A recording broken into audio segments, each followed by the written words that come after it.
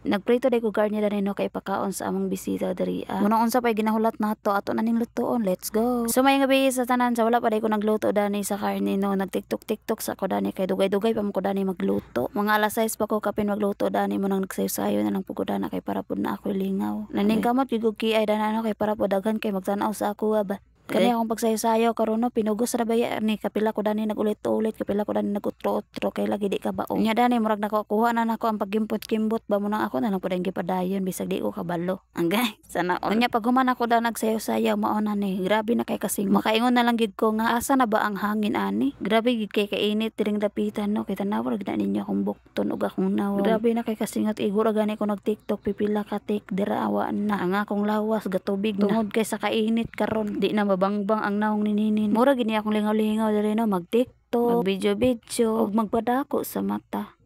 Unya mao na din akong lutoon no. Igo-igo po niya akong lutoon kay ang uban ni ilain mo po ni kay pagaugma ni or next day. Lahi na pod ang recipe ana. Pero maora gyapon na siya nga karne ang gamiton bitaw og sangkap ay sangkap. Basta maora gyapon to siya kay nagbilin baya og pipila ka buok. Unya kay wala pa magiging nagsugod ni ako na lang pod ang gibutangan ni akong likod og kaning akong pajama kay murag lain na kay sa akong paminaw init na kayo. Unya kay naabot na mo gid ang oras nga magluto na ko ay nagluto na pod ang ko dira. Paspas lang na magprito no kay nagkuha ra magikudan ni video kay kapoy na kayo mag video ta dira ang grabe kay kainit nya maulawi tag video basta na atong amo no muna magkuha na lang pudayon ko na nagvideo kanang pinakalit-kalit na video ba kana bitang walay makabalo nga nagvideo ka ay charis. So kanigid nga pagkaluto bitaw no dali ra gid kay ni siya mo nang imo lang na siyang medyo hinayan ang kaning iya bitang kalayo kay kung dili na nimo hinayan dira mapagod man na mapagod ang ibabaw ang sulod wala pa mo nang medyo hinahinayan lang gid na siya okay. Unya nakaluto na dayon ko sa second batch. Isunod na lang po dayon ni ang ikatulo. Ikatulo ra ginana ko dira no kay gamay-gamay ra ni mantika akong gibutang. Kay para po dili mantikaon nga atong gibuhat dira. So dili ko mukaon na ni. Kay gura ko gipapritoan. Kay kabalo na mo. So pagkahuman na kay human namang gyud ko ay for the go naglain na si Ma'am Dana. Naglain na siya pipila ka bukdana. Unya nagulat na lang po dayon siya danang akong gipatulo. Unya pagkataod-taod na lang po dayon na nga na po dayon mi kay mura gutom na. Unya tanawa gi-flex ni Ate Joy siya ang model karon. Muna among sudan karon lami ni siya kasing lami sa nagmodel ay charis bitaw mga ona pud tadaning dapitan no kay nangaon naman sila man mga ona lang pud dayon ta kay basig mapaspon tadanay magsipa-sipaon niya ta sa lata munang unahon gyud nato atong sarili no bago ang lahat